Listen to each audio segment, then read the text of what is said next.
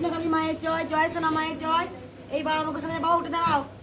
বাবা আগের মাসে এসেছিল, আমি চিনতে পারি না, চিনতে পারে। আগে এসেছিলাম, আমার গায়ে একটা অ্যালার্জি ছিল, চান করে বললেই গা চিড়বে জ্বালা করছে।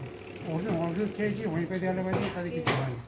আগে এসে মা আমাকে ওই ত্রিশুল শিখিয়েছে আর করেছে, তারপর দিকে আস্তে আস্তে আস্তে আস্তে কমে যাচ্ছে। আর এখন একদমই নেই ওই জ্বালা, চান করে উঠবো পরিষ্কার হয় না, সাবান মানেও গা জ্বালা করছে, কিচ্ছু হয় না। ত্রিশুলটা কাজ হয়? কোথা থেকে আসছো মা তোমরা?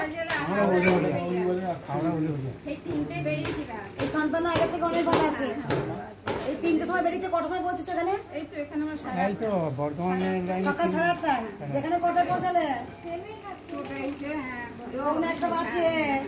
যাই হোক, জয় কৃষ্ণকালী মায়ের যে বাবা স্নান করা উঠার পরই গাটা চিরবির করে জ্বলতো। অনেক ওষুধ খেয়েছেন, হোমিওপ্যাথি অ্যালোপ্যাথি খেয়েছেন, কমেনি। এই ত্রিশূল থেকে নিয়ে যাওয়ার পর বাবা ভালো হয়েছেন। বাবা কবে এসেছিলেন আপনি?